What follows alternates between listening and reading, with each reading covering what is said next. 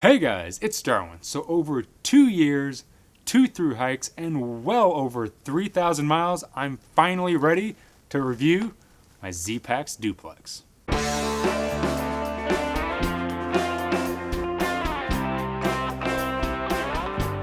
Alright, so before we jump into the review, let me start off by saying I do not work for ZPacks. I'm not sponsored or endorsed by them. They did not pay for this review, and 2 years ago, I bought this guy with my own money. All right, so now that we have all of that out of the way, let's talk about a pretty long-awaited review from me of my ZPacks Duplex. Now, this thing has been on 2 through hikes with me, a through hike of the Pinhoti Trail and a through hike of the entire PCT. Tons of different section hikes. I've stayed in it in some national parks. I have put a lot of miles on this, a lot of nights, and I've put it through the ringer, so I'm finally ready to talk about it and tell you what I think long term. First, let's go over the specs. So the Duplex is pretty much known as a tension tent, which is basically a tent that requires tension to pitch it. It's made out of a DCF or Cuban fiber material. It has 2 vestibules. It is considered a 2-person tent. Typically, I set it up with trekking poles, which is great for me because double duty, I use trekking poles anyways, so it is designed to be a trekking pole tent. But you can also set it up with tent poles that ZPacks makes exclusively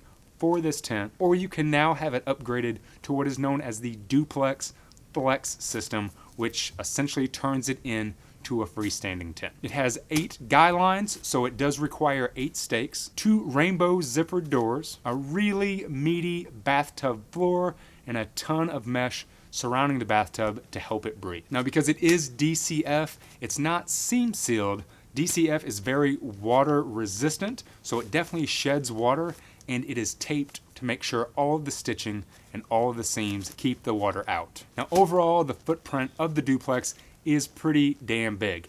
I'm 6'1", and even when I'm laying in it straight, as in if both Snuggles and I are in the tent together and using it as a 2-person tent, I still don't touch the walls. Now, in order to get that full floor, you definitely need to pitch it correctly, and it can take a little bit of time and really learning how to get that perfect pitch on this tent, but once you learn it, it pitches up really nice and has a ton of room inside. Now, a lot of other people, including myself, also use it as a 1-person tent and lay, say, diagonal in it to have just a little bit more room. Now, the Duplex does come in different colors and a few different configurations, so you can get it made out of a thicker gray DCF, which does change the weight. And they also make a camouflage edition that is also a little bit heavier, made out of a thicker DCF, but it doesn't stand out as much and it's not as transparent as something like the Olive Drop. Now, the regular DCF Duplex that is Olive Drop comes out on my scale to 21 ounces or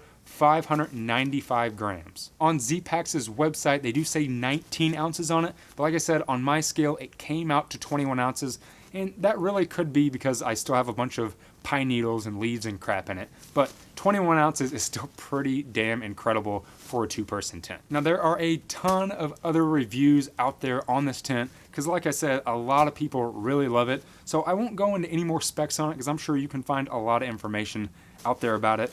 Let's talk about my opinion of this tent after 3,000 miles on the trail and what I like about it and what I don't like about it. So first off, obviously what I love about the tent is how insanely lightweight and roomy it is. As far as I'm concerned, it is the only tent that is this big, that has this much room, and is that low in weight. So that is definitely a plus for me, and it's why a lot of other people like it. Number 2, it's really simplistic. So what I love about tent design is I want something that's simple. I want to just be able to throw it on the ground, stake it out, throw my trekking poles in it, pull the tension, and boom, I have home. Now, I've had freestanding tents in the past where you have to put down your ground sheet, then you put your poles, then you put your inner, then you put your outer. There's a lot of tents out there that have a lot of separate parts. Now, do note that going with a tent that has a double wall is going to breathe better. So that is less condensation. However, using the Duplex in a bunch of different environments, I've never found it to be a very condensation trap tent anyways, where I've had some tents in the past that have been single wall and double wall that have just dripped with condensation. So one thing that I do like about this tent is it was designed pretty well to be very well ventilated. And the other thing that I absolutely love about the tent is it is made of DCF, and I personally think that DCF is the perfect tent material. The main reason is if it is raining, DCF does an incredible job of shedding the rain because the material doesn't absorb water like sil nylon or any of the other nylons on the market. Sometimes sil nylon can become like a sponge and really suck that water up. Once it's wet, it takes a lot longer to dry out. With the Duplex, I can take it, pack it up wet, and take a small 30-minute break during the day, get some sunshine, shake it out, and it's already dry. Now going back to simplicity of the tent, there's not much else to say about how simple this tent really is to set up. Now, some people I've heard kind of have a problem getting the tension right in the beginning, but once you've spent a few nights in the Duplex, I feel that it becomes pretty easy to set up. And to answer a question that I get all the time, there was never one night on the PCT where I couldn't set this up. I've set it up in tiny little areas, big fields, next to trees, on top of rocks. This thing will set up just about anywhere as long as you can get a stake in. And then if you can't, sometimes I even use a rock on the end of the line. And then the last thing I gotta say that I absolutely love about this tent is how versatile it is. So like I said, for the most part, I always use my trekking poles to set it up because I use trekking poles anyways, but I'm about to go do a bike tour of the Blue Ridge Parkway, and I can just take tent poles and set it up that way so I don't have to carry my trekking poles. Or for some reason I know that I'm going to be doing some hiking where I absolutely can't stake it out, I can upgrade it to the flex system and turn it in to a freestanding tent. So it's pretty cool that this tent can be set up in multiple ways. Now for me, about the only two drawbacks to this tent, and the only two things that I guess I could really complain about would be, number one, the price. The Duplex comes in at the time of this video at $599. So $600 for a tent is pretty expensive. It is definitely the most expensive tent that I've bought, and it's why it took me quite a while to get it. You know, I had heard about the Duplex years ago, but it took me quite some time to swallow the pill of paying $600 for a tent. And then on top of the $600, ZPacks only offers a 1-year warranty on all their products. So just 1 year after spending $600, again, is a little bit hard to swallow. However, even though ZPacks advertises that they are good for about a 2,500 mile through hike and then maybe a little bit more, now I have over 3,000 miles on this thing and it's still holding up great. So obviously I told you how much I liked it and how durable it's been and how it's been holding up, but I figured I would give you a little bit of a tour of my Duplex setup. I'll take you inside, I'll show you the floor, I'll show you the ceiling, and just kind of show you the overall shape of it after 3,000 miles. All right, so here is my Duplex all set up. Now I have both of the vestibules open right now, but I just kind of wanted to show you guys what shape it's in since I have put 3,000 miles on it. There are no rips or tears in any of the DCF fabric on the top. None of the seams have broken open. The only two things that I've actually had to replace are my guide lines on two of the corners.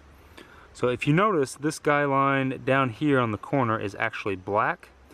The reason for that is because I set my tent up on some rocks and the guy lines were actually on top of the rocks, and at night I had a bunch of wind, and all night with the tent rattling back and forth in the wind, the rocks actually acted like knives and sliced my lines. As you can see, the DCF, none of it has started to delaminate or break down over time. It's all still in excellent condition. All of my seams and everything are nice and taped still, all sealed. Nothing has come apart. And luckily, I haven't gotten any snags in any of my mesh. So all of that is still in really good shape as well. Now if we go inside and check out the bathtub, it is also still in great shape. Now, like I've said in the past, I have never used a ground sheet with this tent. Now during my hike, there were a lot of people that were asking questions about like the corners over here, this little spot that you can see kind of right here, this little black spot. People thinking that those were rips in my DCF, in my bathtub. and those are actually just creases. You know, this stuff is kind of crinkly. It does crease up, especially whenever you fold and roll it up in your stuff sack or in your pack. So those are just creases in the tent where dirt has collected. So I do not have any holes in my corners over here. None of these things are rips or holes. From what I know, there are no holes or rips in my bathtub. If you look right here, the actual repair tape for my tent is still in there. I've never used it. So, yep, no rips, no holes, still holding great. Cruising up here, you can see the ridge line of the tent. Again, still in really excellent shape. There's been no delamination. And nothing's falling apart. All the stitching's still holding in really well, and it's still just in excellent shape, pretty much like the day I bought it. So in the long run, is it worth the $600? Absolutely, I think so. And again, I've had multiple tents that were much cheaper than this tent that basically did the same job. It's just a shelter.